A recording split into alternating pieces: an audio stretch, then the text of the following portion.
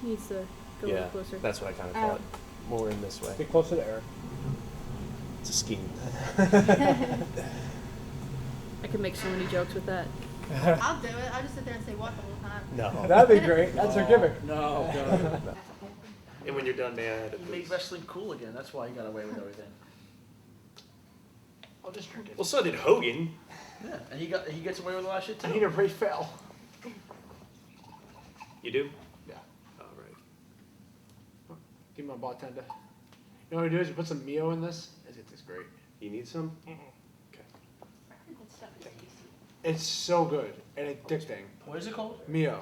It's like a squirt water. It's squirt that you put right in your water, and it makes Water like a is fruit. squirt The by only thing nature. is like the bottle. But it's like a small bottle that you squirt in, and you mix it, and it's like fruit punch, and it's all 0 calories still. But it's tasty, and there's like even like energy ones. Like if you want to get like an energy drink one. A lot of people always try to improve water. I bought it. Like, as if it's like improving. I bought it. My girlfriend had it, and then I just poured it in mine. I was like, wow, it The tastes only thing is phenomenal. that bottles I'm going to have to remember it's Jenny Rose. expensive. I'm going to say Jamelia Kraft. Oh. Jenny Rose, Jenny Rose. That's funny. I'll take credit for that. I was gonna use for the segment the one where he came out the ambulance. There's and beat so up Bret many. You Hart. can do it. I thought when you first I mentioned, I wrote that down. Tell me about South Park. You want the medium shot again on this? That was the best Yes. one. That's better than the original. Butters.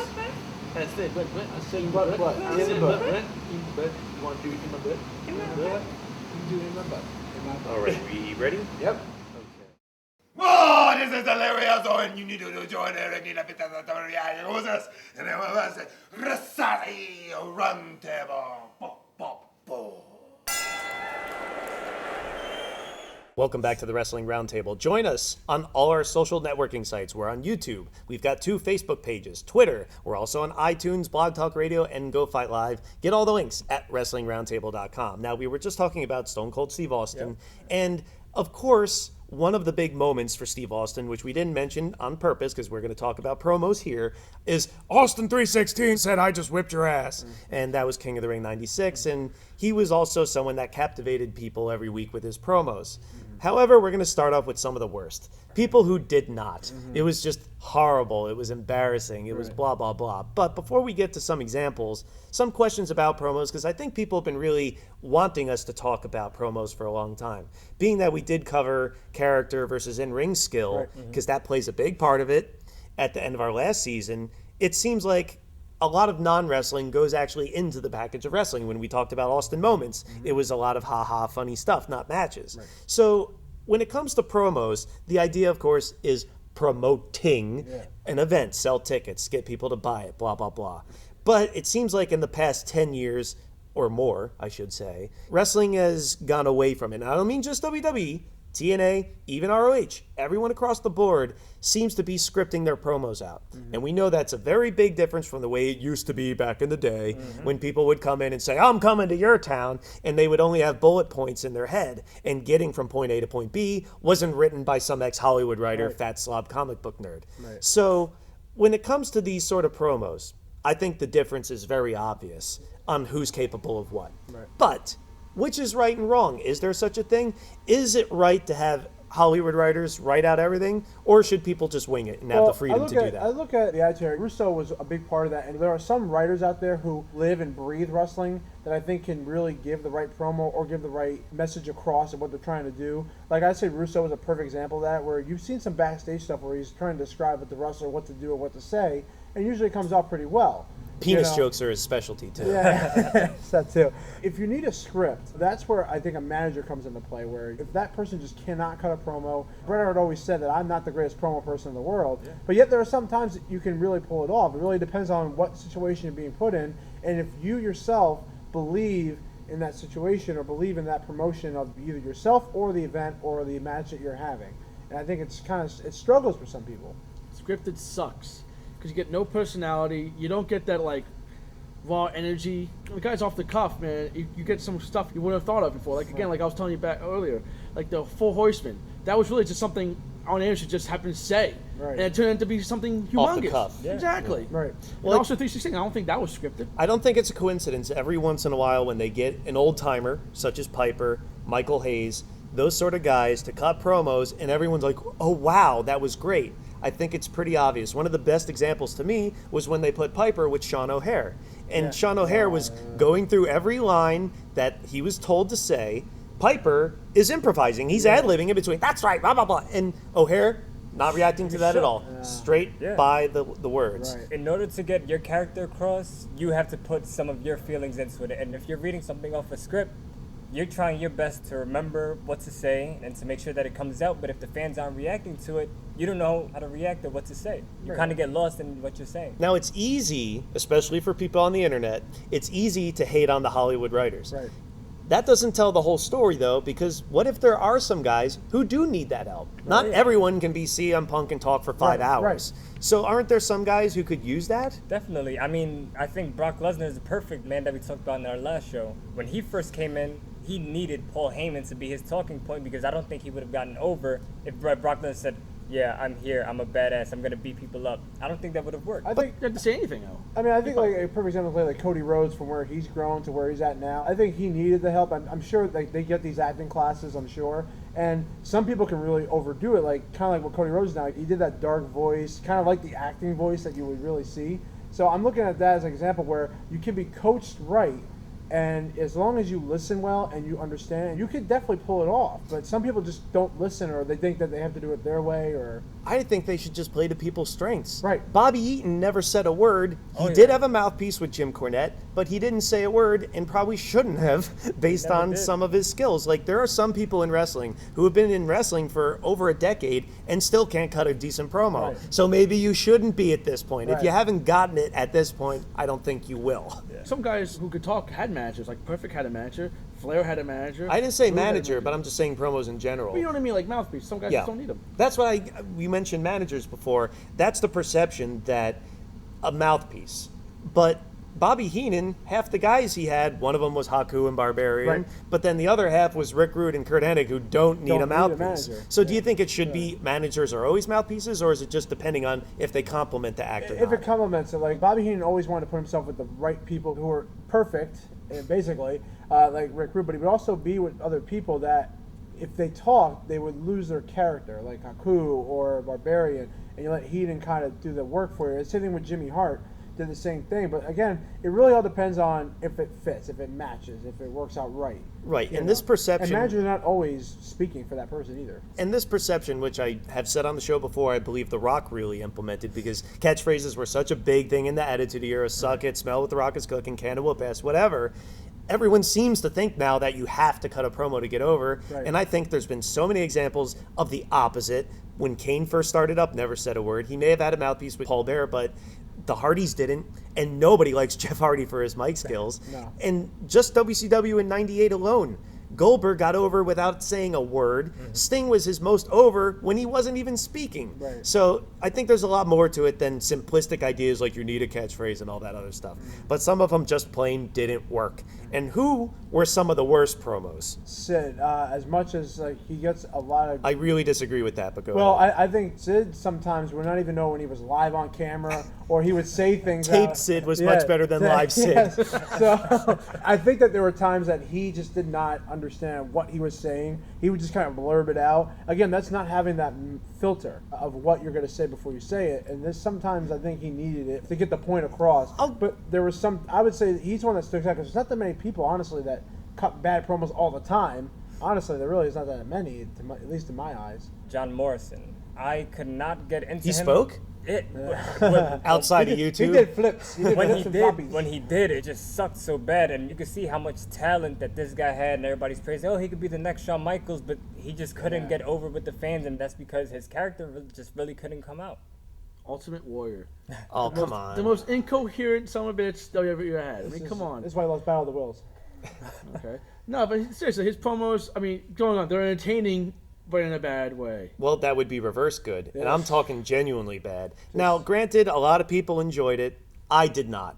But when Kai and Tai started doing the overdub gimmick, Indeed. first of I all, bought the shirt. Russo did it first with La Parka. But secondly, I just hated the stereotype shit. Like, Taka, just let him wrestle. He was awesome when he first came in. And then they turned it into this stereotype shit. I just hated 2000 it. Rumble, always remember that. But someone who never convinced me he was genuine was Kevin Sullivan.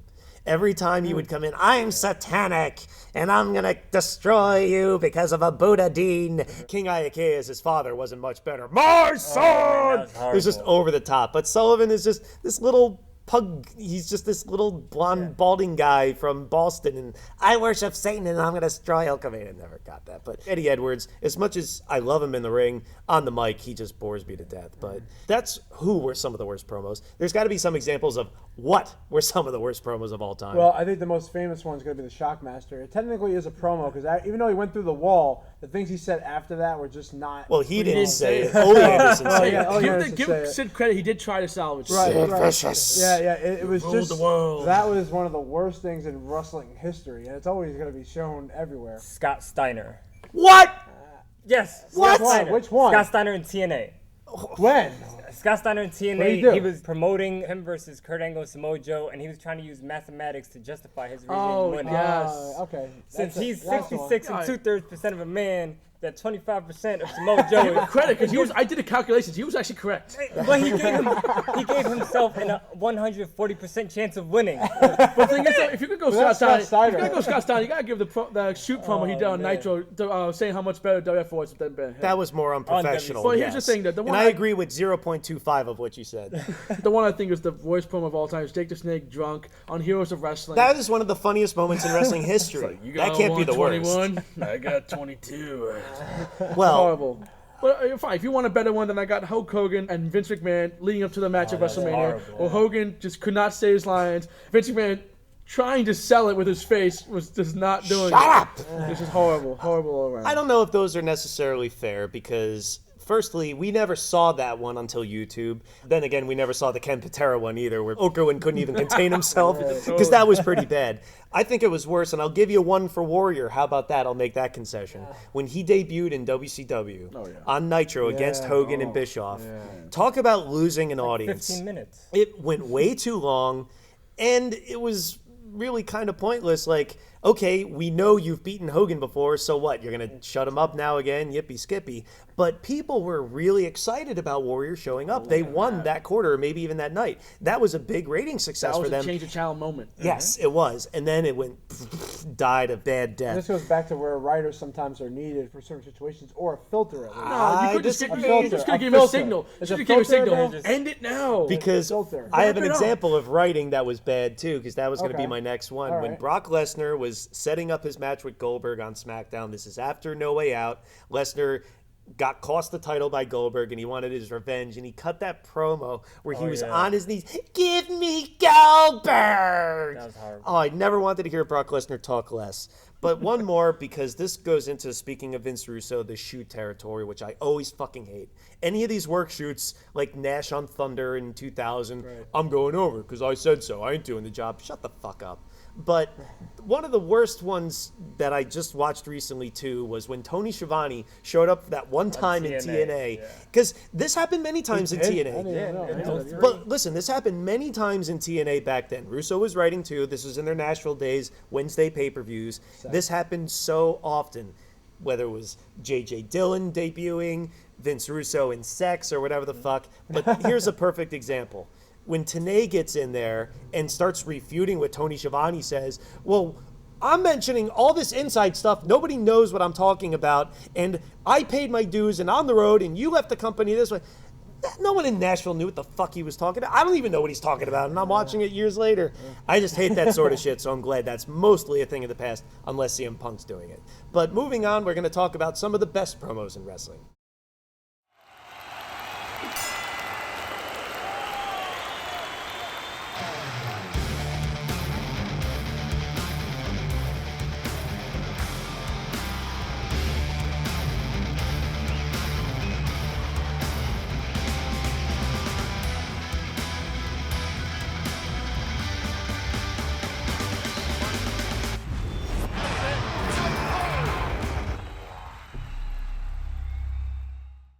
This is Jay Briscoe here, and you're watching the Wrestling Roundtable, the best damn wrestling show on the whole damn internet. If you ain't watching it, you ain't manning up. Welcome back to the Wrestling Roundtable. We've got way too much to cover than we possibly could. Don't be typing "what about" or "you forgot." That's your job. You leave some comments on iTunes, Blog Talk Radio, our message board. Sign up on WrestlingRoundtable.com. Go on Facebook. Go on Twitter. Go on YouTube. Anywhere you can share your thoughts, that's the idea. And if you want to share your voice, call into Wrestling Roundtable Radio. Tuesdays, 11 p.m. on Blog Talk Radio, 347-857-4647. I'm sure we're going to follow up on Steve Austin in promo some point. So talk about whatever you want, whether it's MMA, pro wrestling, past, present, future, whatever you want, give us a call. Don't stay in the chat room. I'm watching you in the chat room. Give us a call. So we're going to move on to some of the best promos. And wow, where to even begin? There's so many examples. But I think we have to start with superstar Billy Graham. WWF champion in the late 70s, and really an over-the-top character with his tie-dye and his earrings and bandanas and promos and so many one-liners. We saw how influential he was, not just even in his industry, but outside of it too. So being that a lot of these guys, Jesse Ventura, Hulk Hogan, later Scott Steiner, built on superstar Billy Graham, I think we should at least mention him there at the beginning. So who do you think had some of the best promos of all time? You have to put Hogan as one of the top of all time. There are just, every time that guy talked, boy, you believed every single thing he said. You know, every word. It's the guy that you looked at as like an icon that you want to be like, someone that you would want to follow. It's all about believability. Everything he said, basically, you believed. Even if it was a cartoon. Yeah, even if it was a cartoon. I believed he had Donald Trump's family on his back, doggy paddling, but also, when you talk about believability, when he juxtaposed his character in '96 and became a heel, we had grown up with Hulk Hogan as a face. We hadn't seen his heel stuff in 1980. It wasn't as readily available then. No. So when he turned heel, it wasn't just the in-ring, it wasn't just his look, even his promos, everything the complete opposite. And when he's saying, "I am God," just really playing up on his internet reputation too, you believed it too. Roddy Piper, especially his stuff in the 80s. Especially the racist stuff. Oh, man, yeah, that's pretty bad. Him and Dr. D, but his stuff was great. He had so many one-liners, it's hard to remember them all, but I love Roddy Piper's stuff.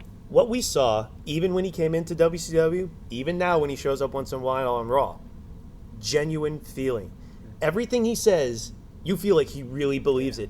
They have to bring him back every year to sell some pay-per-view that they're promoting because these guys aren't doing it. Piper makes it seem real.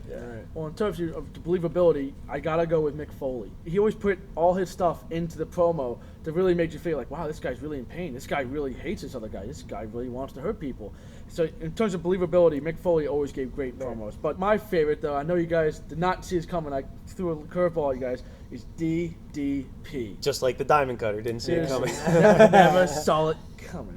DDP had a lot of cool catchphrases. His promos were cool, especially when he was face. His face promos were way better than his heel. You relate to him as an everyman. Because the way he started, he didn't get into it until he was 35. He didn't have he wasn't a great athlete. He wasn't anything. He was the original People's Champion. Totally. His feud against the NWO all those years was always top notch. Well, you talk about relatability, and that's what I think about Foley, because this isn't the chiseled bodybuilder type guy. This was more of the niche outcast doing hardcore stuff. And married to the hottest wife on the planet? Maybe so, but we didn't see that yet. But the point being, when he's doing Kane Dewey, one of the best promos of all time in ECW, when he's doing even Mankind and talking about going through high school, which I was at the time, I related to that. I felt I was living vicariously through him. So I related to him like that. But when we talk about promos, I think we have to go old school here, because Dusty Rhodes was one of the most famous wrestlers of all time, coming up actually around the time of superstar Billy Graham, late 70s, but he immediately was, maybe DDP was called the original People's Champion, but Dusty really was, because he was this fat, rotund guy, didn't really look like an athlete, but always busted his ass. And even though he may have stolen a lot of stuff from Rufus R. Jones and talking about soul and all this stuff, he connected to people. He was doing skits with Willie Nelson on the Superstation TBS and everything. Dusty Rhodes had so many great moments and so many great promos. I think he should be mentioned along with a lot of his contemporaries in the NWA, like Ric Flair, of course, and Arn Anderson and the Four Horsemen. The Rock is always going to be one that stands out to me. I mean, he's now being back after being gone for so many years. He still gets you in. You still believe everything he says. They always do the Rocky chants. Or after he comes up with a weird catchphrase like "boots to asses," everyone's now doing boots to ass. It's like a huge thing right now. He came up with more catchphrases, I think, than anybody in history. I mean, I can't. Well, in terms of believability, we have to mention Taz. at least his ECW stuff, because he convinced a whole group of people that we were watching on 2 in the morning MSG that he could beat anybody in wrestling. This 5'0" guy can choke out Goldberg and Hulk Hogan. He made it seem real, which is why when he became, hey, look, Cole, it's Hulk Hogan. It didn't settle well. Like, no, you're the badass. Don't get out of the ring running away from Kane. You can fucking choke him out. Yeah. He was so convincing in ECW. That's why his later stuff was just so jarring. I love Chris Jericho stuff, whether it's WCW, his Y2J, his I'm just heel. sticking with WCW only on that one. I love all of Jericho's I was stuff. in a 4 holds. Oh man, yeah, I was gonna talk about that later, but sorry. no, it's okay. He switched up his style of promos wherever he went, whether he was a heel in WCW, heel WWE, or he was a face. What do you guys think about the stereotypical coked up 80s promo of screaming? Like, I think of Road Warriors top, like, that's right, we're gonna beat your Tillamook. Well, we're gonna destroy everybody and rip your arms off and eat them. Like, that sort of shit. Like, do you think that's like too stereotypical wrestling? Because I remember like the Nasty Boys always did it, the Mountie always did stuff like that. Boss Man would talk like that too. Macho Man especially is feeling involved when they're doing it. That's why it works. How come you don't like when Warrior talks because you don't know what he's saying, but when Macho Man talks... Macho Man gave actually, he was linear. It's like, granted, he was screaming, but he was at least linear. Yeah, linear that way. But I know if Scott Steiner's talking, I'm listening. That's the most enjoyable thing I've ever heard. He's fat! So let's move on to some of the examples of what were the best promos of all time. Austin 316? That's a given. Hogan's at Bash at the Beach. 96. Because when the trash is being thrown in the ring, just not Definitely only, not 2000. Yeah, no. When he did that and the trash is in the ring and then a fan goes in because they're so upset, whether it's planned or not, it just shows a lot of what that did. There's so much emotion involved with that. I was watching that on pay-per-view, and I could not believe that just happened. Well, because I didn't see it coming. I think we're going to see a lot of moments like that because that struck a chord at a key point. Right. Because we're turning the biggest baby face in wrestling heel for the first time after like 10 years or whatever. Right. And it's during the main event of one of our big shows in our most important angle, something that's really hot. Could you imagine if that promo bombed? Yeah. That had to be right, and he hit every note from the WCW fans never accepted me to I know everything about the WWF, which is what we're hinting that this is, to coining the phrase New World Order of Wrestling. Every note he hit perfectly, and the rest is history. Yeah, old school CM Punk, ROH, Wrestle Rave 03, the This Is Straight Edge promo. One of the only good promos in ROH history. Oh, we man. talk about ECW. ECW has tons of memorable promos. Ring of Honor's more in-ring based. Yeah. Outside of like a few Eddie Kingston things, Eddie Kingston is really great. He, to me, is the best guy right now as far as promo cutting. He sold you on the Chikara pay-per-view and you never heard of Chikara. Eddie Kingston brings that passion, and he's one of the names I would have mentioned for Ring of Honor. But CM Punk's Wrestle Rave promo about his father and alcoholism against Raven. During his epic feud against Raven, he compares Raven to his drunken father and how Raven gets everything handed to him, and then in the end, this is me, this is real, this is straight edge, with his blood going down his face. I thought it was great. Bret Hart turning on America. Day after WrestleMania 13. At this point, I was still a Bret Hart fan. Even after watching that match, I'm like, no. He was justified. I'm still on Bret Hart's train. I'm still there right. until he cut that promo. It's just like we all felt with like at Bash at the Beach with Hogan. You feel like, you bastard! I love you. Yeah. I felt the same way when Bret Hart did it. I was like, no, Bret, don't do it. No. I was still a fan. Because he was right. Yeah, but like then he like teamed up with Owen Hart and Davey Boy. I'm like, now I really can't follow you. I tried. I really tried. But you were right. That was the perfect. We talked about in the previous Austin topic about the WrestleMania 13 match. Perfect follow-up. Totally After the fallout where I made this guy pass out. Yeah, he never quit, but I won, and you are cheering the loser. He had perfect justification. Right. The Macho King promo on the Warrior after he hit him with the crown for the first time. When he came out, he nailed him. He's like, when I came out with that scepter and nailed you with it. Warrior's like, I sewed in the crystal right in my head. I thought that was good. Good old Jake the Snake Roberts. WrestleMania 8 going into his big match against The Undertaker. What would end up being his last Yeah, match. his last match in WWF. Well, for the first time. I mean, he went to WCW, came back, but you know what I mean. He's talking about how he attacked The Undertaker and Paul Bearer on the funeral. Was the Funeral parlor. The funeral parlor, there we go. And he has so many quick one-liners on that. And when he DDTs Paul Bearer, he goes, short fall, hard landing. Then he hits the Undertaker. Boom! A lot of fun for me, no fun for you. Yeah. And then the funniest one to me, he goes, oh, all that was just simple foreplay. And then he was going to go into the match. Let's go to later on in WrestleMania 8. wrestling's lost its fucking soul. And you could tell it watching these old promos because how about Kurt Hennig, Ric Flair, and Bobby Heenan losing their shit after the Macho Man match where Macho Man took the title by hooking the tights, and they had the fucking nerve, as heels who always cheat, to complain when they got served their own medicine. Just brilliant. But we talked about Steve Austin and the, well, how about I feud with Hulk Hogan? That's with somebody else. Promo in ECW. That's really great to even watch today because it felt real. But what also felt real to me is someone who's going in the Hall of Fame now, who WWE would have you believe only said one word, damn, and never really had much to say. What the fuck? When he was challenging Undertaker before the King of the Ring 97 for the title, he had a great promo interview in the ring with Vince McMahon about why hasn't there ever been a black champion? There's been sure U.S. champions and some other titles, but why hasn't there been a black champion? There's never been one. And McMahon, of course, That was really good. but McMahon, of course, was like, well, that's got nothing to do with your race. It just so happens, or whatever. Like, it felt real because this is going to be for a little black girl watching at home who's feeling my pain. This is going to be for everyone who has to bust it. Like, it felt, again, nation so said it. real All the nation and said it was related good. to that. You know, I'm not sure if it counts as a promo or a skit like they do most of the time nowadays, but Shawn Michaels pretending to be Hulk Hogan on Larry David. Oh, yeah. Larry Not King. Larry King. King. First was Larry David. Larry King. Oh my God. Sometimes, brother. Crazy. And oh my God, it was perfect because he was saying some stuff that was kind of shoot-esque, where he was talking about like you know. He like, did a lot in that feud. Yeah, exactly. And it all made sense. And Heel Shawn Michaels is a lot better than face Shawn I Michaels. love that was the only time he was heel when he came back in his run. right before Bret Hart faced Mr. Perfect at King of the Ring '93, arguing with each other. My dad. Yeah. can My My dad dad beat beat your your dad. Your dad. dad never beat my dad. I Yeah. remember SummerSlam. Yeah. I owe you, man. Yeah. That was just like two good wrestlers who were going to have a great match. Remember having a cool promo right before it was great. Referencing a famous match they had only a couple years ago when Right. Rock fought Austin at WrestleMania 17. They never even acknowledged 15. But mentioning Hulk Hogan, going into his match, the Ultimate Challenge, title for title, against the Ultimate Warrior.